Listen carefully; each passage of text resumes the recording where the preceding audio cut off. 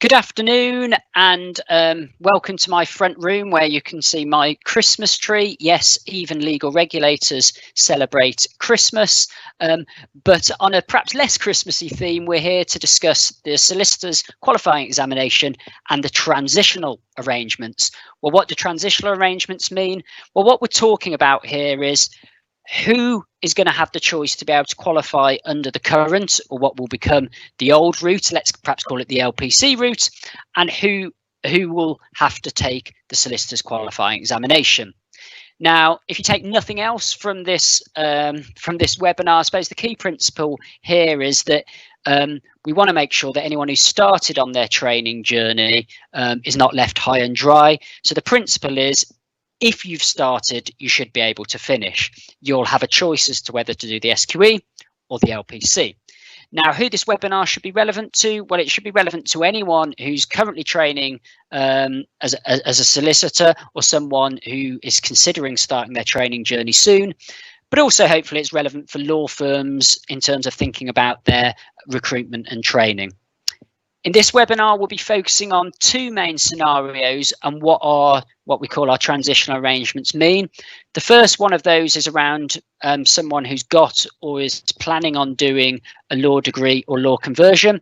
And then the second area we'll be looking at is someone who's doing or taking the LPC, as well as people who, for instance, may have a training contract. If you're interested in the Silex route or what the situation is, if you're a foreign qualified lawyer, we've actually just recently done a webinar on that, touching upon the transitional arrangements for people in that situation. So I suggest you go off and look at that. Finally, I suppose a plea, this is quite a complex area. So even if you watch this webinar, I'd very much recommend you go off and look at the SRA's website to look specifically at the transitional arrangements rules to double check, how it applies to you. But hopefully this will give you a pretty good idea of what the situation is. So let's move on to just a reminder as to the four key things you need to do to qualify at the moment. So you need to get a qualifying law degree or law conversion. You need to do an LPC, the legal practice course. You need to complete that 2-year training contract. And finally, you need to pass our character and suitability requirements.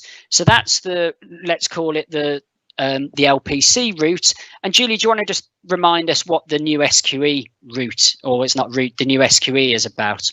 Yes, thanks, Ben. So you need to have a degree or equivalent qualification or experience. You need to pass both parts of the SQE, SQE 1, which is the legal knowledge test, and SQE 2, which is the practical skills test. And you need to meet our character suitability requirements as in the existing route, and you need to complete 2 years qualifying work experience. Okay, so hopefully most of you are familiar with that change. But before we move on to the nuance and there are some sort of exceptions around our transitional arrangements. Julie, shall we have a go at summarising at a very headline level who will have the choice to qualify on the old route or through the new SQE? Yeah, so I'm afraid we're going to throw a whole load of dates at you in the course of this webinar. If there's any one date that you take away and you remember, it's the 1st of September 2021. That is the date on which the new SQE regulations come into force. And what we decided when we were introducing this is we had to look at the position of people who by that point were part way through training under the old system.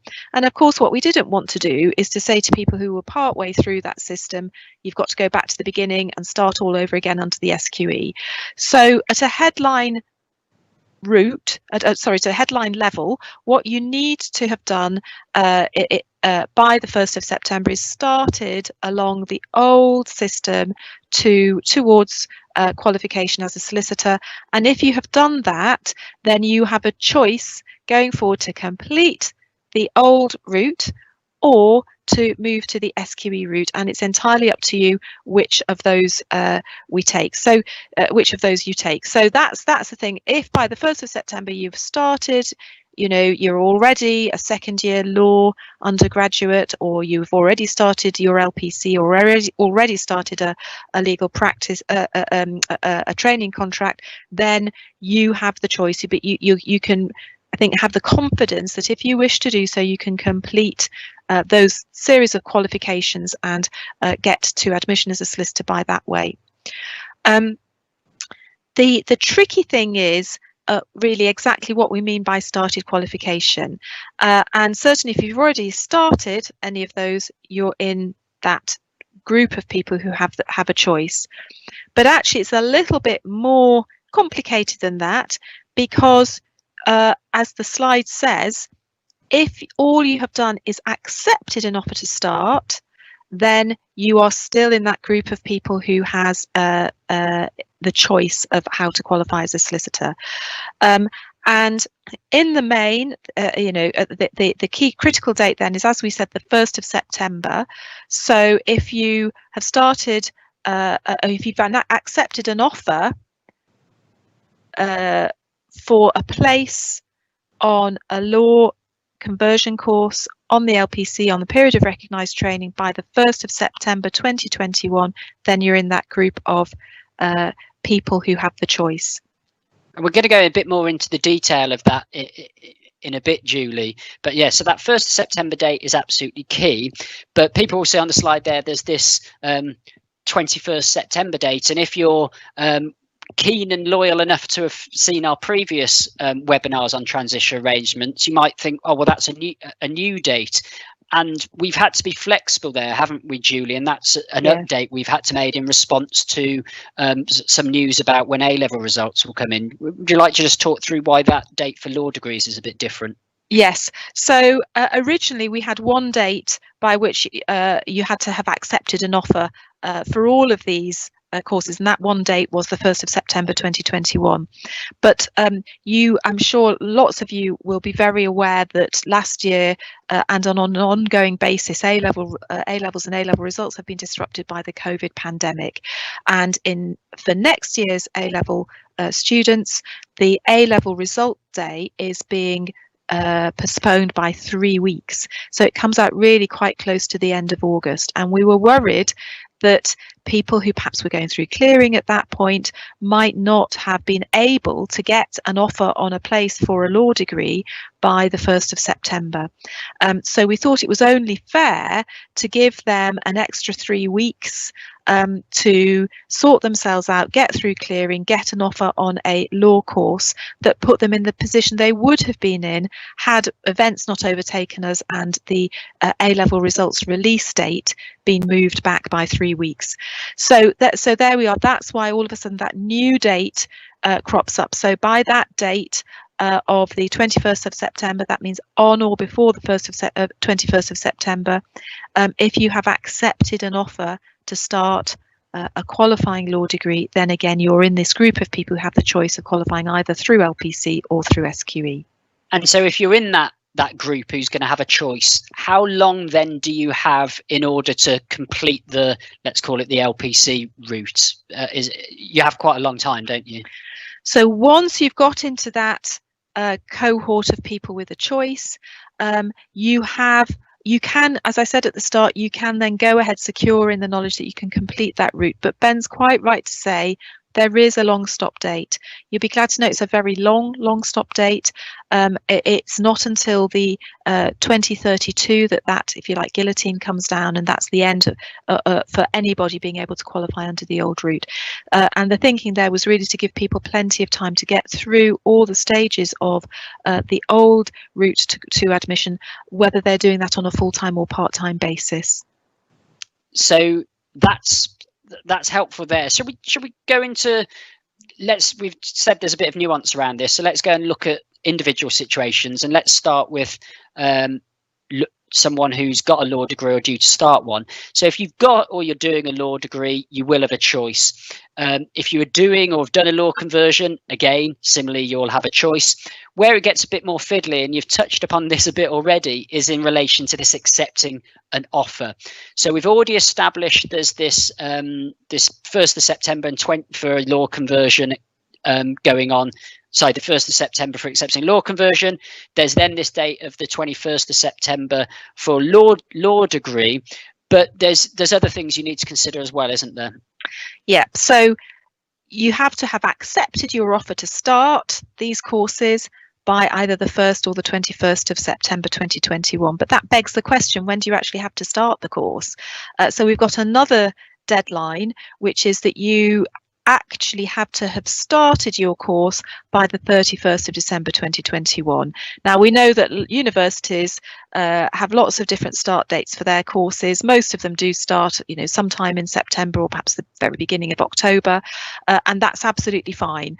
And we deliberately put that to the 31st of December to give people plenty of time not to get caught up because University A happens to start on the 25th of September and University B happens to start on the 1st of October. That shouldn't need to be a bother for people. So that's why we came up with the 31st of December deadline for you actually starting the university course or the conversion course for which you accepted an offer either by the 1st of September if it's a conversion course or the 21st of September if it's a law degree, a qualifying law degree. So thanks for that, Julie. And then just to add on top of that, it's slightly different, isn't it, if you're in this situation where you've deferred entry? Yeah, again, what we've been trying to do, it looks like an awfully lot of confusing detail here, but it's partly because we've been trying to be as flexible as possible and partly recognising difficulties in relation to COVID and that might be holding people up. So we also recognise that some people might have accepted an offer and then deferred their offer. So where you had accepted an offer before the 1st of September 2021, you can then you can actually start. You have until the 31st of August 2022 actually to start, but that's where you're holding an accepted place for a deferred entry course, and then in that case you've got that longer deadline in terms of actually starting your course. And finally, also, if you're planning on doing a law conversion, if you've got an offer of a training contract, there's also a slightly more flexibility there, isn't there? Yeah, and again, what this was to cope with was the situation which we know happens sometimes, not very often, but it does happen, where somebody is a real early worm and they early bird, I should say, catching the worm. They get their offer of a training contract before they've even started their CPE, and in that case, where that has happened, again, you have slightly longer in order to complete to start your CPE, because you have already, if you like, by virtue of securing your offer of a training contract, you have taken the first step down qualification in the old route. So there's that little bit of extra flexibility there too. So let's bring this into the real world or sort of practical examples. And obviously this really affects someone who maybe is at school at the moment who wants to become a solicitor. So what does that mean if you're at school? Yeah, so let's look at somebody, for example, who is in year 12. If you're in year 12, you won't be in a position to start applying for university admission really for another 12 months. So by the time you're going through that process, I think you will not be in time to meet these deadlines. And so you will, of course, you can still qualify as a solicitor, but you'll be coming through the SQE route. But if you're in year 13, then you will be likely to be putting in your UCAS form probably as we speak, not next year, perhaps we've already done it. You'll be beginning to pick up offers, I hope, for law degrees, and you'll be in that cohort of people who will be getting your A-level results next year, who've had a little bit of a delay. So if you manage to get in through these deadlines that we have described here, you are absolutely the group who should be looking very, very carefully at the deadlines. You should be able to get into the group of people who have a choice of qualifying either under the old system or the new system. But as I say, just to repeat that, it's really very much the year 13 students at the moment who are absolutely on the cusp of the transition arrangements, and therefore you in particular really should look very carefully at the information on our website and all those dates that we've been bombarding you with in this webinar so far, to make sure that, you know, if you want to have the choice, then those are the dates by which you have to take particular steps.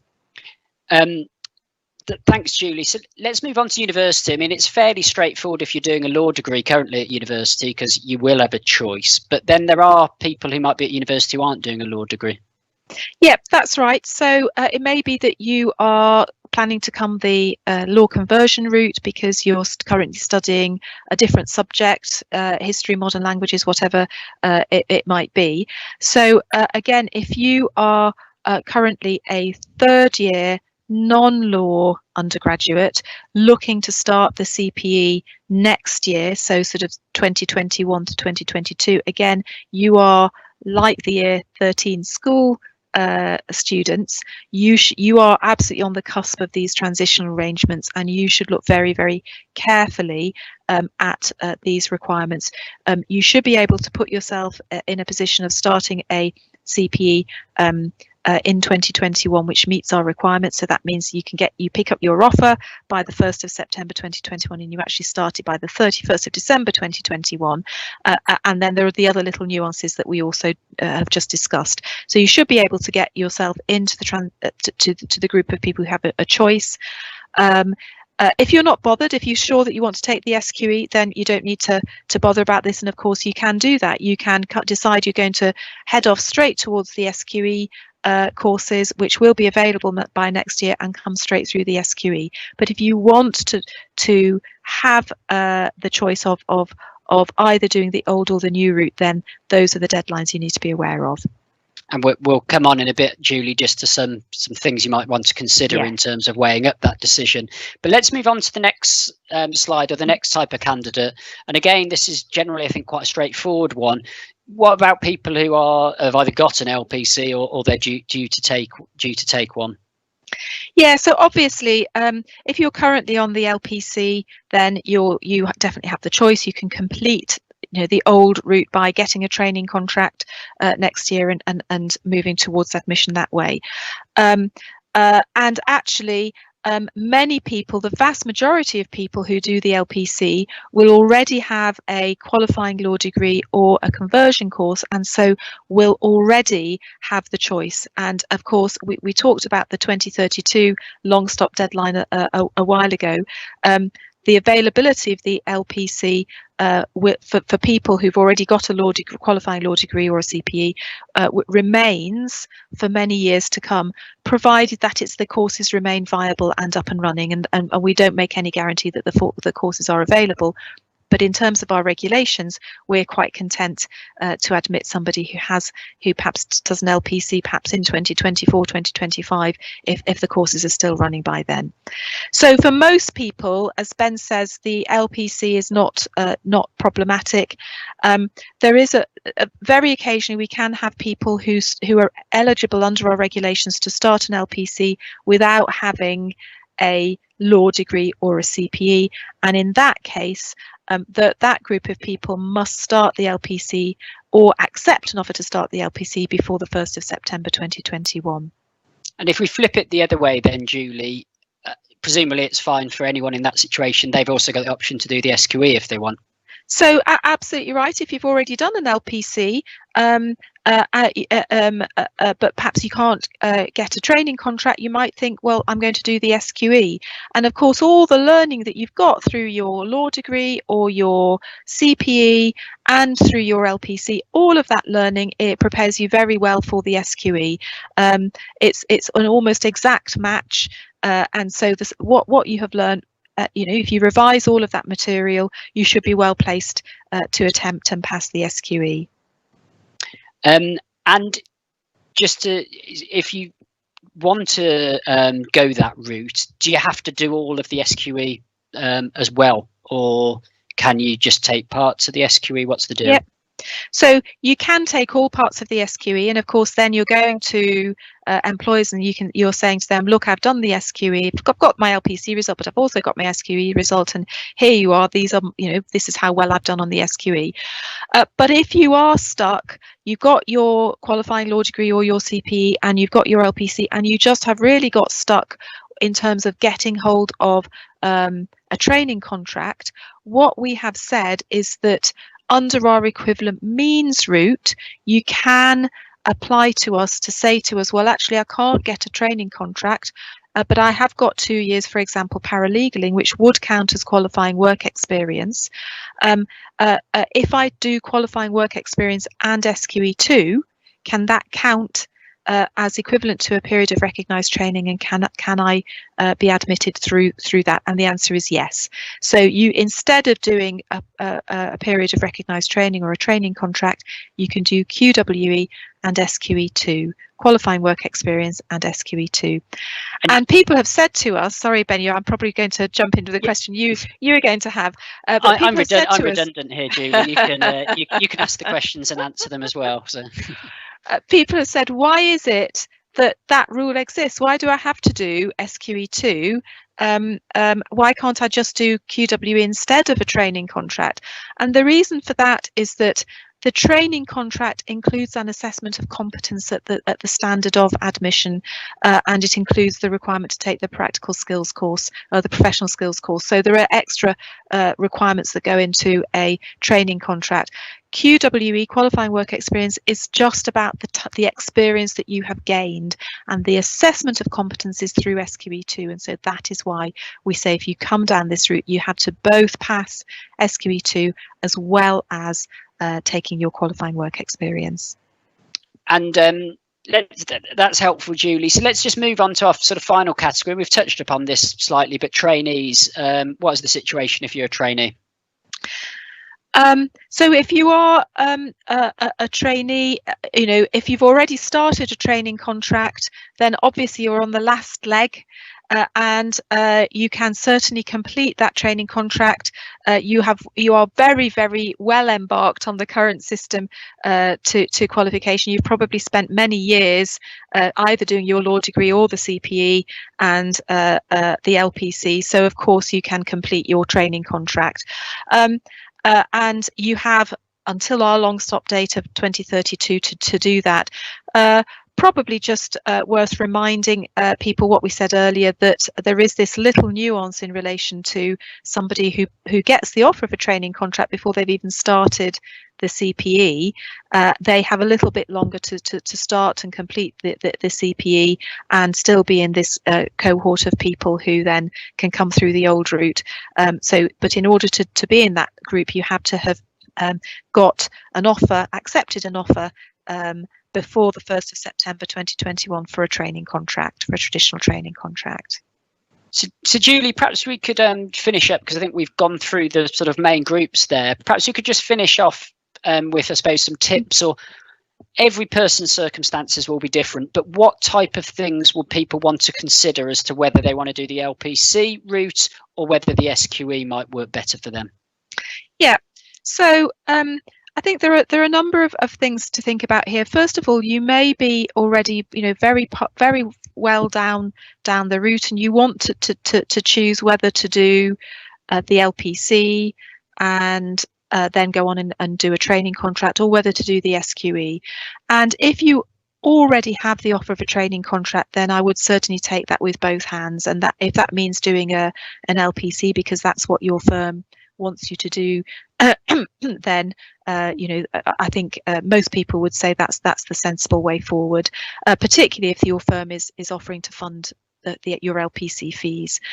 On the other hand, if you are a CPE or perhaps a non-law graduate, and you're thinking about whether you want to rush through to get into the CPE in the transitional cohort, or whether just to fasten your colours to the mast in relation to doing SQE, then it is worth bearing in mind that either route is fine, and you may have a choice of whether to do the old or new.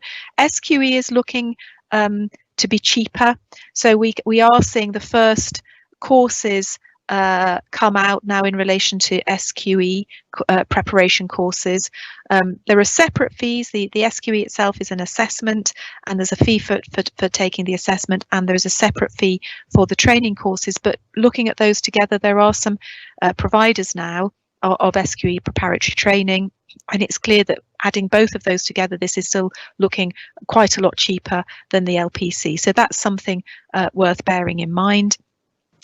And the other advantage of the SQE route, I guess, for people who might have a choice is that, again, we've already touched on it, is that there's greater flexibility around qualifying work experience than around the period of recognised training. So you have that advantage too. So cost, I think, is you know, an advantage for SQE route. The flexibility of QWE is an advantage for the SQE route, but of course the LPC is a tried and tested route, and I guess that's and particularly if you've got that funded and you've got the offer of a training contract and you're very close to qualification under the old route, that may tip the scales in favour of the old route. And I guess there's just one other thing that I wanted to add to this, which is that for those of you who are year 12 or year 13 students, you have some choices to think about also when you are looking at what university to go to. So if you have a number of choices. Do you want to do a law degree or a non-law degree? I'm a solicitor myself. As it happens, I came through the non-law route, and the non-law route is very widely accepted in the profession. The profession obviously it likes people who have spent 3 years immersed in the study of law through a law degree. It's always very welcome, but the profession also welcomes the diversity of thinking that comes from people who perhaps have done a degree in a different subject. So you can choose either of those routes to go down. If you are thinking about a law degree, then it's worth, when you are looking at your choice of university, to ask your university, what are they doing in terms of SQE? Are they planning to incorporate SQE training within their law degree, or are they thinking that they want to have a very academic approach to the study of the law and leave the vocational stage for a later point of training? So I think a good question for you to ask is, are they incorporating SQE into their law degree, or would they expect their students to need to take some top-up training in addition, over and above their law degree, to prepare them for SQE? And I guess choices. The other thing for year 12 and 13 students to think of is whether you want to go down the apprenticeship route. So it is now possible for people to qualify as a solicitor through the apprenticeship route without needing to go to university full time, and that's another thing for you to think of. And one of the great advantages of that, of course, is that all the training is paid for and you're earning an income while you're doing your apprenticeship. And we have some information about that on our website, I think, Ben, don't we? Yeah, we do. And I was just going to say, actually, it might be worth doing a shout out to we had a chat, didn't we, just the other week with some law firms who are taking on apprentices, including actually talking to an apprentice about their experience of that and some of the benefits. And although that's a bit more from the law firm side, that's quite useful if perhaps you're considering apprenticeship, to get a flavour of what you might be doing within a law firm and how it works. Was there any final tips you wanted to add, Julie, or otherwise? I think we'll perhaps aim to. I'll perhaps aim to summarise that pretty. And we know that's pretty complex, but just to summarise what we've covered there. The main principle is, if you've started, then you should be able to finish, and that key date is that September 2021. The specific key dates are, and we know it's most fiddly around offers, is accepting an offer to start by the 31st of August 2021 if it's a law conversion or those other things we talked about. But for a law degree, it's the 21st of September 2021. And then you'll need to generally, in most cases, have started that course by the 31st of December 2021. The key thing is, have a look at our website, drop us a line in the comments or on email listed. If you do have any queries on any of this, or drop us a comment on our Career in Law Facebook page, we'll get back to you if you just wanted to check in with us what your individual situation is. But hopefully you found that useful. Please let us know in the comments. But otherwise, I hope you all have a good afternoon, and also you enjoy a good Christmas and New Year.